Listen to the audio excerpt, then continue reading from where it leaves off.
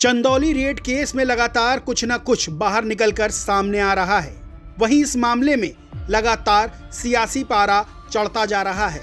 अब पीड़ित परिवार से बहुजन समाज पार्टी के प्रतिनिधिमंडल ने मुलाकात की है।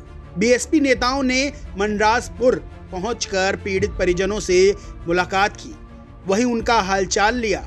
बड़ी बात यह है कि निर्भया कांड और हाथरस जैसे मामलों में पीड़ित परिवार की तरफ से कोर्ट में पैरवी कर चुकी वकील सीमा समृद्धि कुशवाहा पीड़ित परिवार का केस लड़ेंगी।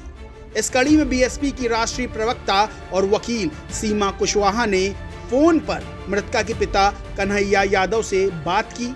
वहीं न्यायालय में उनको न्याय दिलाने का आश्वासन भी दिया है। बहुजन समाज पार्टी के पूर्व जिला अध्यक्ष घनश्याम प्रधान ने दावा किया कि पार्टी की राष्ट्रीय प्रवक्ता सीमा समृद्धि कुशवाहा ने फोन पर मृतका के पिता से बात की है। उन्होंने बताया कि वो मृतका के परिवार को न्याय दिलाने के लिए अब कोर्ट में पैरवी करेंगी। देखिए, मैं घनश्याम प्रधान पूर्व जिला अध्यक्ष बहुजन समाज पार्टी। हम लोग पीड़ित परिवार से मिले और देख के और सुन के हम लोग बहुत मर्माहत। पहले तो इनके पिताजी को टॉर्चर करने के लिए उनके बेटे विजय कुमार बता रहे थे कि मैं कोर्ट से पता किया तो मेरे ऊपर एडमिट हो गया। लेकिन सारी बातों को छोड़कर मेरा शासन और प्रशासन से सवाल है कि ये जो नारा देते थे बेटी पढ़ाओ और बचाओ, क्या इसी नारे को देखने के लिए जनता इनको चुना और इसी नारे को ये साकार करने के लिए? लेकिन मुझे तो कहना पड़ रहा है, मैं तो माननीय मुख्यमंत्री जी से भी कहना पड़ रहा है जनता की तरफ से कि मुझे नहीं पता था योगी जी सूबे का तेरे ये हाल होगा। बेटी के नाम पर चुप और गाय के नाम पे शहर नीलाम। ये जो नारा देते थे बेटी बचाओ और पढ़ाओ का, मुझे अफसोस के साथ कहना पड़ रहा है कि दिखाकर ख्वाब महलों के गुर्बत लूट लेते हैं, वतन की आबरू और उसकी जीनत लूट लेते हैं। जो नारा देते हैं बेटी बचाओ और पढ़ाओ का, वही नामर्द। इस मामले में आपका संगठन का क्या रुख है? इस मामले में मेरे संगठन का रुख है कि इनके न्याय की लड़ाई अंतिम दम तक लड़ेंगे।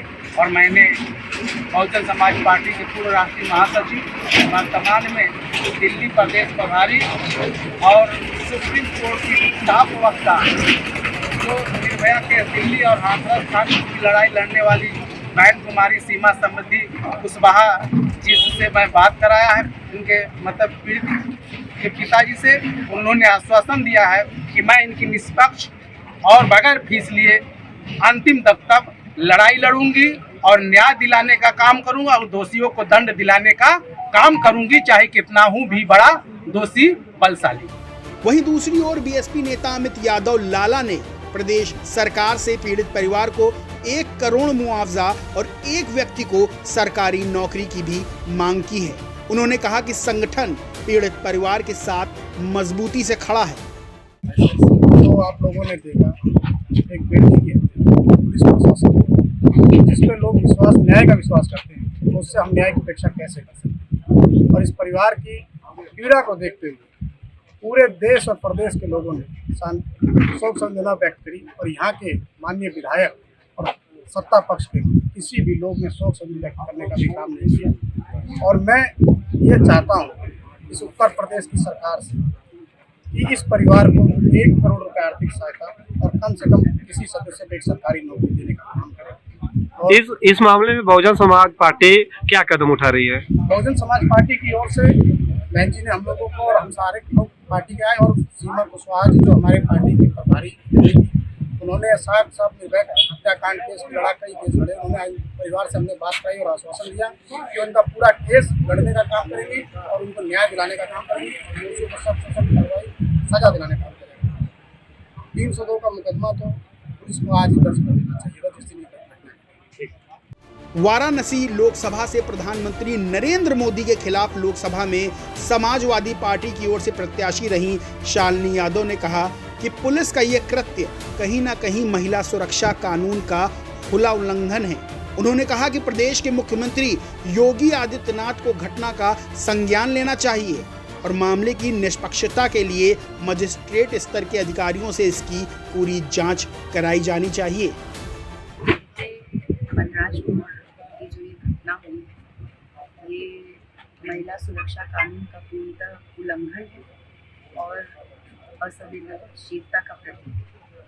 जिस तरीके से सिर्फ 2 महिलाएं घर में थीं और 30-40 की संख्या में पुलिस वाले जबरन घर में घुस कर के इस घटना को अंजाम दिया है, पूरी तरीके से मारा पीटा है, जिसमें एक बच्चे की मृत्यु हो गई।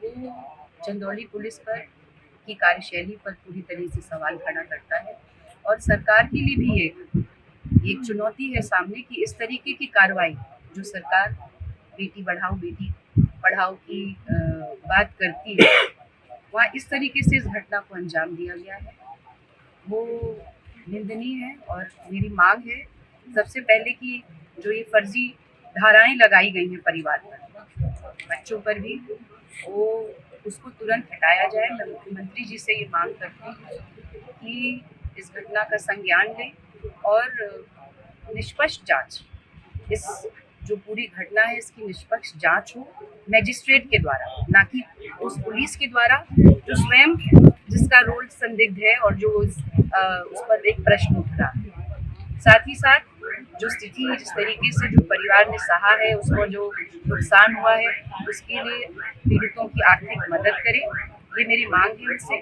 और इसका त्वरित संज्ञान लेना चाहिए। वहीं अखिल भारतीय भारतवर्षीय यादव महासभा के प्रदेश इकाई के प्रमुख महासचिव अरुण यादव ने कहा कि मनराजपुर घटना बहुत ही निंदनीय और शर्मनाक है। इस मामले में यादव महासभा का एक प्रतिनिधिमंडल प्रदेश के मुख्यमंत्री योगी आदित्यनाथ और डीजीपी से मुलाकात करके पीड़ित परिवार को न्याय दिलाने की मांग रखेगा। जल्द ही हम लोग इस संबंध में उनसे मुलाकात करेंगे। मैं अरुण यादव अखिल भारतवर्षीय यादव महासभा उत्तर प्रदेश इकाई का प्रमुख महासचिव हूँ। मैं अपने राष्ट्रीय एवं भारत के प्रमुख महासचिव श्री प्रमोद चौधरी के निर्देश में यहाँ आया हूँ एक प्रतिनिधिमंडल के साथ। हम लोगों की इस घटनाक्रम में यही मांग है कि जो भी पुलिस प्रशासन ने किया है उसकी निष्पक्ष जांच की जाए, साथ के साथ मृतक परिवार को आर्थिक मदद देने का भी संबल सांत्वना किया जाए और जो गलत धाराएं लगाई गई हैं उनको हटाने का कार्य किया जाए। आपने पीड़ित परिवार से बात की जी, क्या है, उन्होंने क्या बताया आपको? उन्होंने जो घटनाक्रम बताया उसके हिसाब से उनके ऊपर गलत आरोपित किए गए हैं और महिलाओं के रहने के बावजूद पुलिस यहाँ ज़बरदस्ती दबिश दी है और दबिश देने के साथ उनको मारने पीटने की कार्रवाई की गई, जिसके चलते एक बेटी की मृत्यु हुई और दूसरी बेटी गंभीर रूप से घायल। आपके संगठन का आगे का क्या है? हमारा संगठन इस बात के लिए संकल्पित है कि यादव समाज के साथ साथ जो अन्य समाज में भी गरीब लोगों के साथ अगर कोई ऐसा दुर्दित व्यवहार हो रहा हो तो उसके प्रति जाकर के उसका विरोध करना और घटना और पीड़ित परिवार के साथ मिल करके शासन के साथ समन्वय बनाते हुए उनकी मदद करना। मामले में पुलिस कर्मियों के ऊपर धारा 304 और लगाया गया है और निलंबित भी है, तो कार्रवाई संतुष्ट है कि नहीं?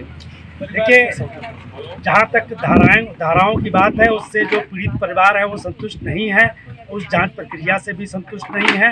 निश्चित रूप से अभी हम लोग डीजीपी उत्तर प्रदेश एवं मुख्यमंत्री जी से एक प्रतिनिधिमंडल हमारे महासभा का अगले हफ्ते मिलने का प्रयास कर रहा है और उनके संज्ञान में समस्त प्रकरणों को लेकर आएगा, तो जो भी निर्णय होगा हम उसे मानेंगे। गौरतलब है कि सैयद राजा थाना क्षेत्र अंतर्गत मनराजपुर गांव में जिला बदर अपराधी कन्हैया यादव को पकड़ने गई पुलिस ने दबिश देने के दौरान मानवीयता की सारी हदों को पार कर दिया था।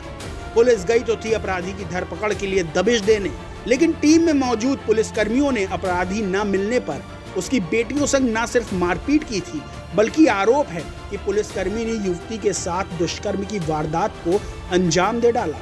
पुलिस की मारपीट में एक युवती की मौके पर ही मौत हो गई थी, वहीं दूसरी युवती की हालत अभी भी गंभीर है। इस घटना के बाद सूबे का राजनीतिक पारा चढ़ गया है। विपक्ष लगातार बीजेपी सरकार को घेर रहा है। चंदौली से इंडिया पब्लिक खबर के लिए ओम प्रकाश श्रीवास्तव की रिपोर्ट। इस खबर में बस इतना ही। देश प्रदेश से जुड़ी बड़ी खबरों के लिए सब्सक्राइब करें इंडिया पब्लिक खबर।